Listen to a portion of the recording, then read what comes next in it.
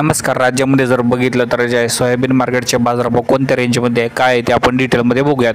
स्थानिक व्यापाऱ्यांकडील बाजारभाव आपण या ठिकाणी बघणार आहोत. राज्यामध्ये बाजारभाव काय आहे आज जर बघितलं तर रावरी अंबोरीमध्ये जर बघितलं तर कमीत कमी 4,200 तर जास्तीत जास्त एक अर्ध्या वाकल्याला 4,400 पर्यंत बाजारभाव रावरी अंबोरीमध्ये स्थानिक व्यापाऱ्यांकडे आज गेलेला आहे. यानंतर माजलगावमध्ये स्थानिक व्यापाऱ्यांकडे बघितलं तर कमीत कमी 4,000 तर जास्तीत जास्त 4,200 तर काही एक अर्ध्या वाकल्याला 4,300 पर्यंत बाजारभाव या ठिकाणी आपल्याला जे आहे माजलगावमध्ये पाहायला मिळत आहे. यानंतर जर बघितलं तर नगर जिल्ह्यामध्ये स्थानिक व्यापाऱ्यांकडे सध्या 4,000 ते 4,400 रुपयापर्यंत मार्केट आहे.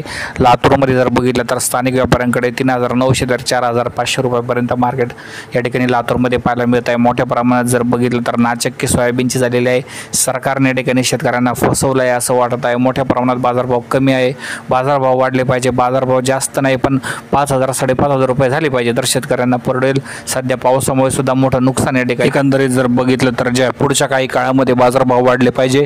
सरकारने शेतकऱ्यांना मदत केली पाहिजे. सरकारने शेतकऱ्यांना जे आहे चांगले बाजारभाव या ठिकाणी दिले पाहिजे.